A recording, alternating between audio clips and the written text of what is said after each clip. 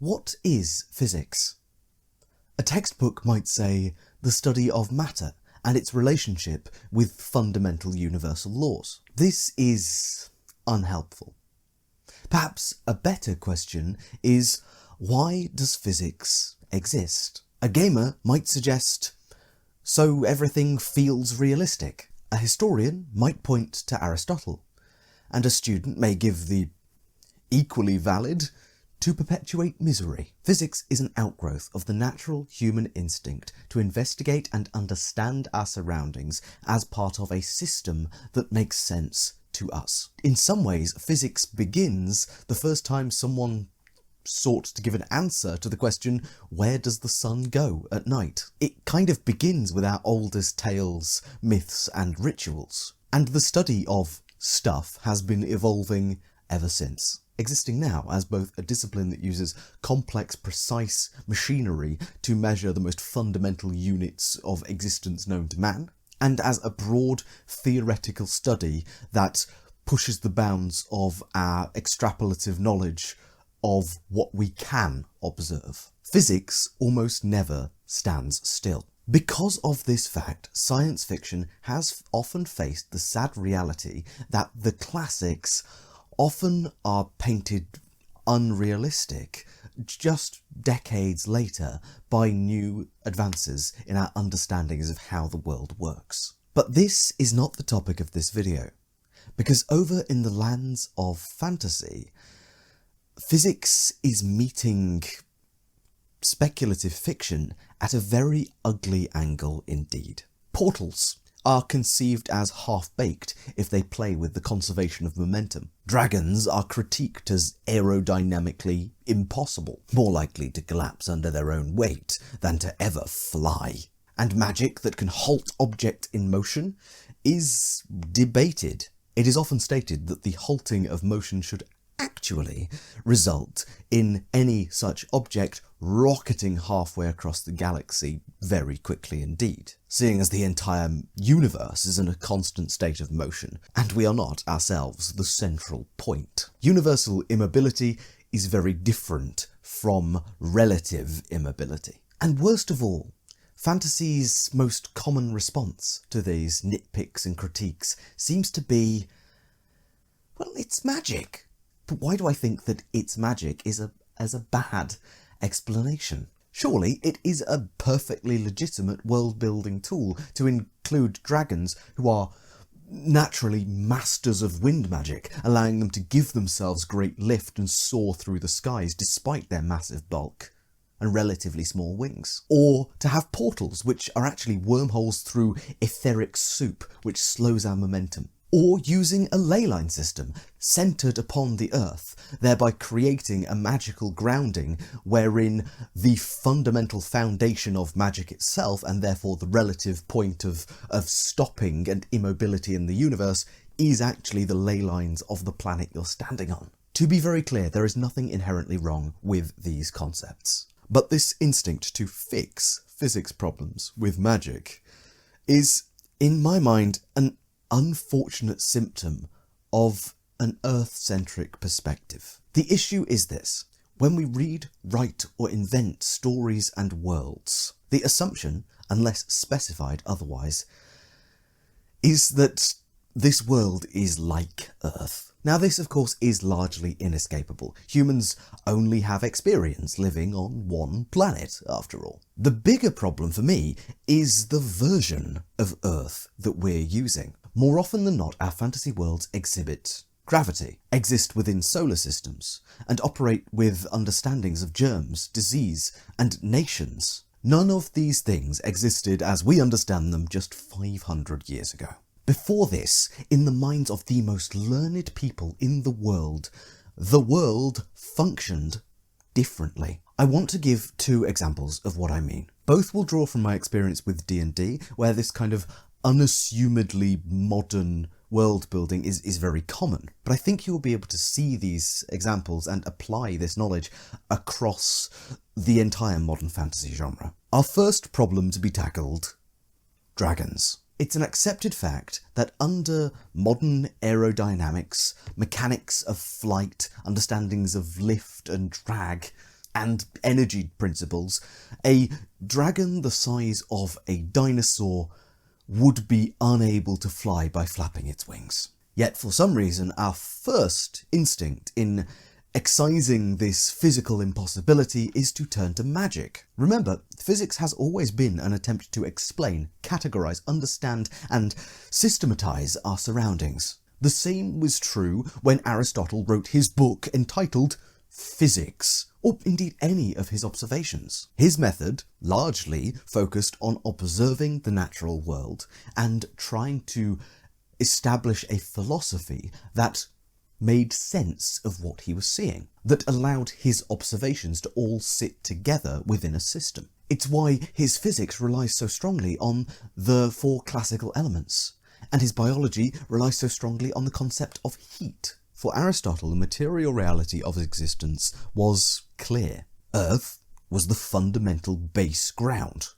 Water sits on top of Earth, covering it, and air lies above water. Above all of this was fire, which was observed by him to always climb upwards towards the heavens, where the sun and the firmament and all of that lovely stuff was. Each element sought its own natural state. Water, trapped in the earth, came to the surface as a spring. Air, trapped in water, forms bubbles, and so on. All living things also had associations with these elements. Plants were beings of earth and water, while birds were mostly creatures of the air. Now, some birds, like ducks, were kind of equal parts creatures of air and water, whereas ostriches and penguins had too much earth and water in them to be of the air, and so to fly. Their natural state was grounded.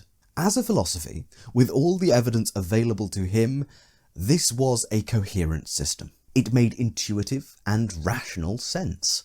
It was physics. Heck, let's look at Aristotle's 3 criteria for flight. The flyer must be light enough to fly, must be strong enough to force air down to lift themselves up, and must have wings so they can push the air down. Intuitively, to those of us who don't understand the mechanics of lift, this seems to make sense. Ostriches don't have big enough wings to push enough air down to lift themselves off the ground, and so they are bound to the earth. This explanation of flight sufficed for around 1,000 years in most circles, and it was a good enough physic upon which to base centuries of learning. Before we discovered gravity and measured lift, drag, air resistance, this may as well have been how flight actually worked. So why isn't it now in fantasy worlds? Half of these worlds already use the classical elements of Greek philosophy to great effect, as part of the grounding philosophy, world building and magic systems. So why not go the whole hog and just say that's how the physics of your world works? Earth is heaviest, it settles to the bottom. Fire is lightest, it yearns for the heavens and so rises upwards in great columns. And maybe that's how hot air balloons and rockets work, because the fire yearns for the space above the air. The thing is, D&D kind of already does this, but just not in an explicit way. As far as I can see, there is not a dragon in the game in 5th edition, even down to the wormling, the most baby form of dragon there is, that has a strength under 15. For context, this is 50% more than the average humanoid commoner. Dragons have wings, they are nearly universally strong, and so maybe they are strong enough to force air downwards, enough to displace their massive body weight and lift them up into the air. Our strange insistence on modern physics being true in all of the worlds we create creates this strange system wherein we struggle to find coherence in our fantasy world building. And our current media landscape of outlining plot holes and decrying media as unrealistic if it features an elf running up falling masonry, for instance, without questioning the elf bit, seeks only to drive this assumption of modern physics being true in all fantasy forward. I feel that the late great Terry Pratchett probably mastered this best. Discworld is a fundamentally unearthly premise. It firmly plants its flag outside of modern physics, and yet some part of Pratchett's later life was spent furthering scientific understanding among his readerships using Discworld as a vehicle. It is possible to love, value and treasure fantasy while also having a passion for the advances humanity is making. In fact, I would argue that these two notions held together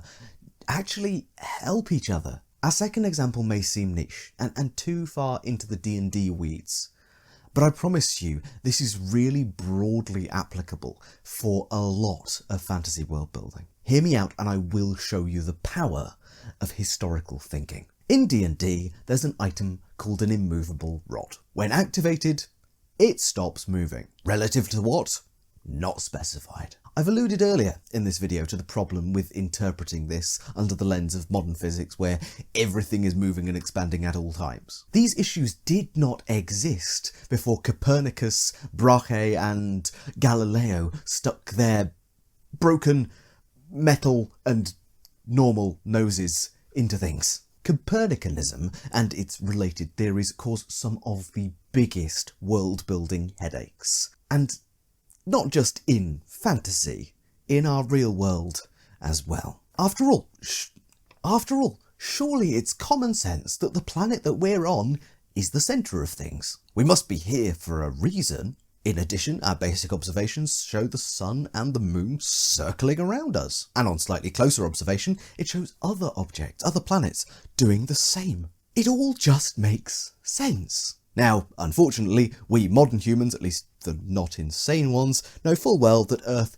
is a part of a system within billions of other systems. But we only know this because the vigorous application of the scientific method and the relentless search for truth has brought us to this inevitable conclusion by observing the material facts of our universe. What if our most rigorous tests didn't prove that that was the material grounding of the universe?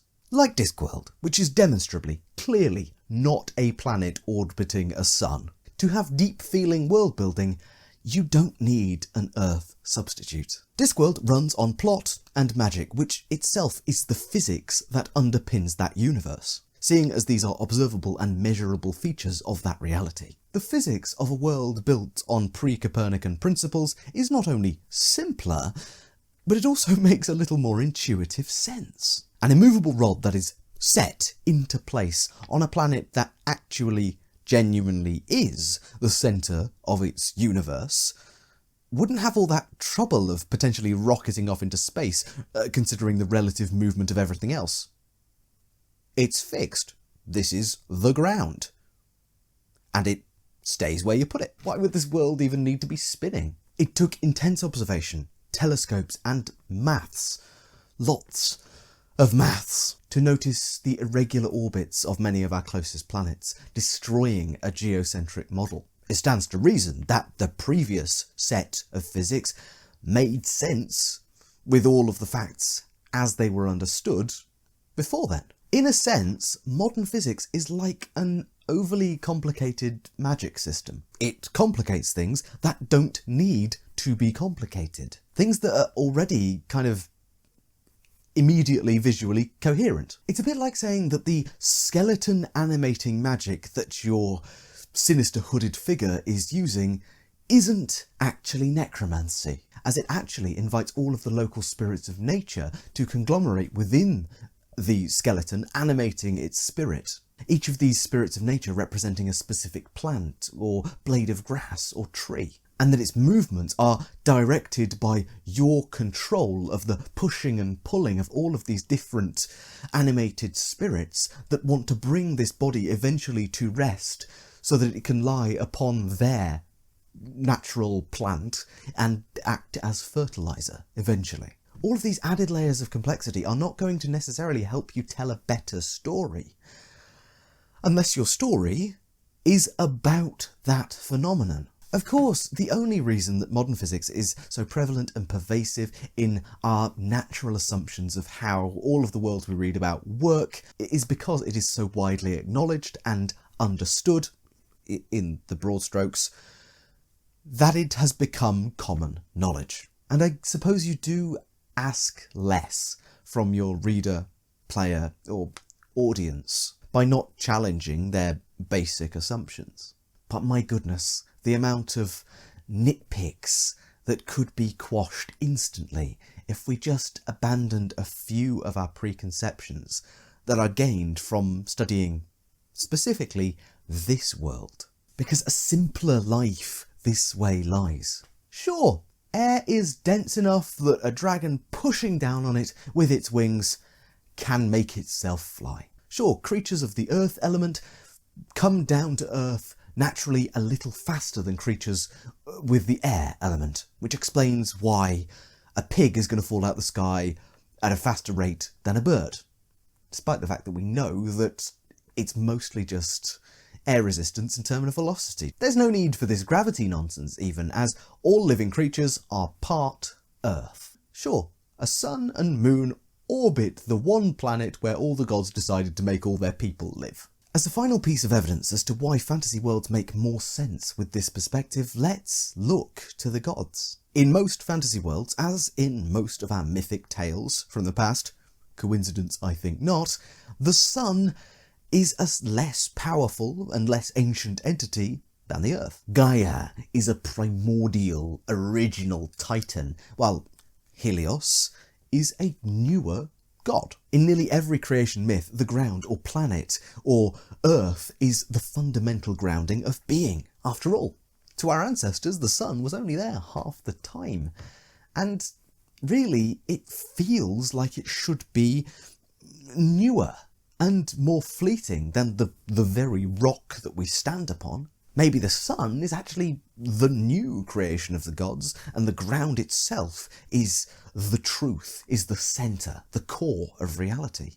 Now, of course, modern physics tells us the opposite is true. The sun predates us and will eventually consume Earth in its entirety.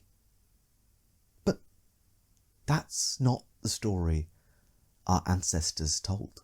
I hope you enjoyed this mix of philosophy, physics in the broadest possible sense, I'm no scientist, and fantasy, and that perhaps I've given you a new way of thinking about how we engage with our favourite kinds of media. I think this system is going to be hard to pull off, but the more time we spend actually exploring its intricacies and how it functions, I think the more time we have to redress some of the Earth-centric assumptions that I think are kind of plaguing our critique of the fantastical, the strange, and the wonderful. But with all that said, I've been Tom, otherwise known as the GrungeonMaster. Thank you so much for watching, and I will see you in the next video.